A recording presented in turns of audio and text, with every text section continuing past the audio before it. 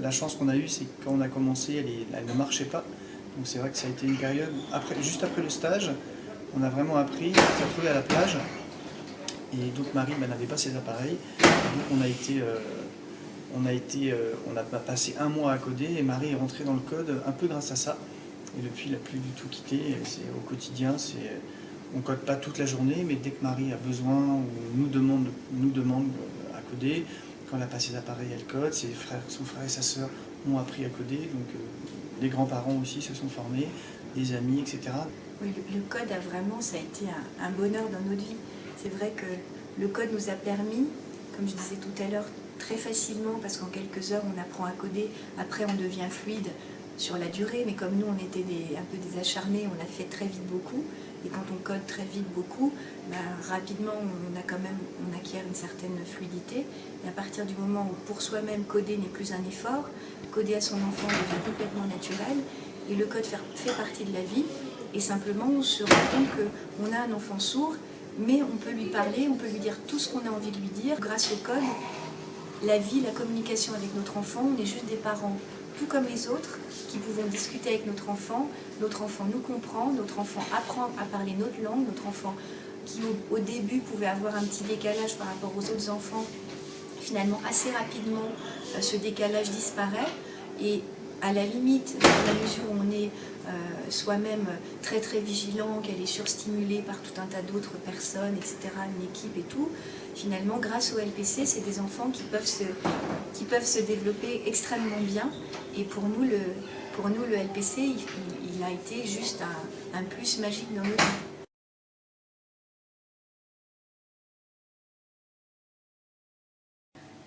Alors en fait, grâce au LPC, finalement, sa scolarité, son intégration dans la famille, son intégration avec nous, auprès de ses frères et sœurs, sa vie, sa façon d'évoluer, tout ça s'est fait d'une manière extrêmement naturelle. Elle a pu suivre une scolarité en milieu ordinaire parce qu'on a eu la chance d'avoir un partenariat avec un institut pour sourds, l'Institut national des jeunes sourds à Paris, l'Institut Saint-Jacques, qui envoyait des codeuses à l'école, donc en école maternelle, en école primaire, au collège.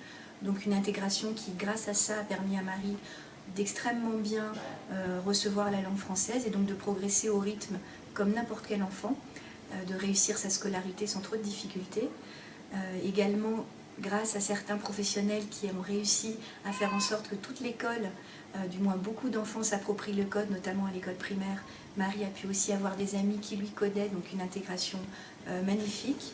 Après, ce qui a été plus difficile, c'est au niveau du collège, l'intégration avec ses petits camarades, où là, moins d'enfants ont appris à coder parce qu'il y avait aussi... ça n'était plus institutionnalisé d'avoir des heures d'apprentissage du code au collège, alors que ça avait pu être mis en place à l'école primaire. Et donc là, moins d'enfants qui codent, donc finalement, notre enfant qui s'est retrouvé un peu plus en binôme avec une petite amie sourde qui, elle, bénéficiait aussi du code et qui donc savait coder, décoder. Donc heureusement, il y avait cette petite fille qui était là. C'était à la fois formidable parce qu'elle n'était pas toute seule, petite sourde, au collège, mais en même temps, une intégration avec les enfants entendants qui était pas si simple. Et au lycée, en revanche, elle s'est retrouvée toute seule sourde au milieu de tous les entendants. Alors peut-être que la maturité y a fait aussi, elle a gagné en assurance, les jeunes ont aussi gagné peut-être aussi sur l'idée de l'acceptation de la différence ou de moindre gêne pour aller vers l'autre qui n'est pas exactement comme lui. Et donc là, depuis 2 ans, elle est au lycée et elle réussit aussi à avoir des amis sourds, des amis entendants. Aussi bien que des amis sourds qu'elle retrouve par exemple au stage d'été.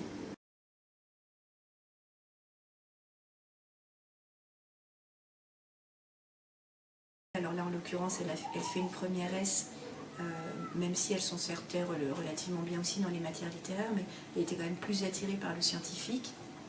Là, elle a passé son bac français, on attend les résultats, on croise les doigts, on espère que ça va bien se passer. Et puis l'année prochaine, elle est admise en terminale S, donc plutôt scientifique encore comme la première. Et puis, comme beaucoup d'enfants, elle n'a pas forcément de grande... comment dire, elle n'a pas de vocation, donc elle ne sait pas vraiment ce qu'elle a envie de faire.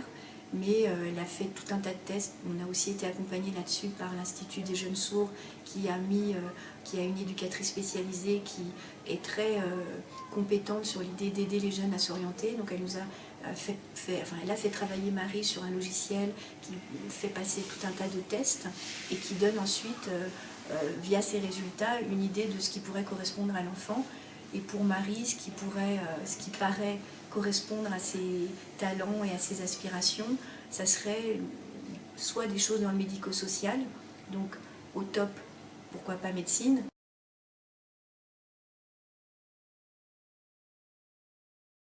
Comme Marie est l'aînée, c'est vrai qu'on a des jumeaux. Quand les jumeaux sont arrivés, un gars et une fille. Un gars et une fille, et la grande était là, la grande sourde était là. Et donc ça a été totalement naturel. Avec un principe, c'est qu'il fallait qu'ils apprennent à coder quand même, les deux. Donc ils sont rentrés dans le code assez rapidement, et là ils codent pour leur sœur. Et puis la petite jumelle est assez proche aussi de sa grande sœur, l'aide aussi, l'accompagne. Une espèce de petite béquille, de temps en temps Marie elle n'ose pas faire des trucs, et sa petite sœur vient l'aider en codant ou sans codant. Sans coder. Sans coder. Leur grande sœur, ils sont très admiratifs devant elle parce que finalement elle fait tout un tas de choses et c'est bon, comme toutes les grandes sœurs, comme ils ont 5 ans de moins, forcément ce que fait la grande sœur c'est bien. Et bon, à côté de ça, ils sont aussi comme chien et chat, ils se disputent comme dans n'importe quelle autre famille. Et le code prend sa place d'une manière aussi qui est devenue assez naturelle maintenant.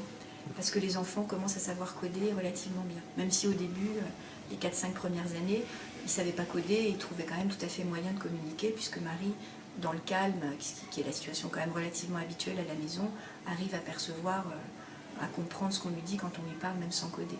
Il y a des difficultés quand Léo a porté des appareils dentaires, c'est vrai qu'il articulait moins, donc Marie ronchonnait beaucoup sur son frère.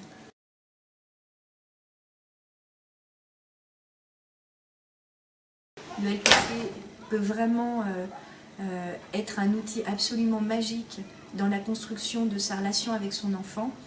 Bien sûr, il y a maintenant les implants qui restaurent une audition de manière parfois extrêmement bonne, mais il y a tous les cas où l'enfant est dans le bruit, n'a pas ses implants, et à ce moment-là, pouvoir communiquer avec lui via le LPC, se dire que quand ton enfant ne t'entend pas, tu es capable de lui parler, qu'il te comprend, et qu'il n'y a pas de moment, sauf bien sûr quand tu es dans le noir, mais qu'il n'y a pas de moment où son enfant est dans l'impossibilité de recevoir ce qu'on a envie de lui dire, franchement, c'est un confort, c'est un bonheur, c'est juste, c'est magique. C'est se dire que voilà, on est parent d'un enfant sourd, mais finalement, avec le LPC, la communication n'est pas un problème.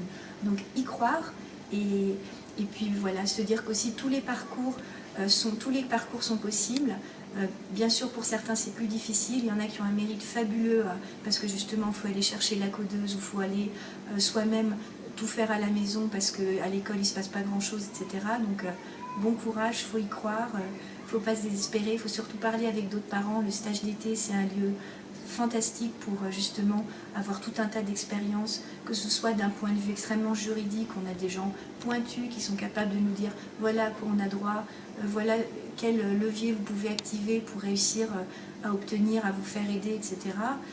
Et également d'autres parents qui peuvent avoir juste des bonnes idées. Nous, on a fait comme ci, on a fait comme ça. Effectivement, c'est pas la solution académique, mais d'un autre côté, quand on est dans un petit village reculé, eh bien ok, c'est moi la maman qui vais coder, il y en a eu tout un tas qu'on fait de ça. Bon, c'est pas forcément l'idéal, mais voilà, se dire qu'il faut s'ouvrir vers les expériences des autres.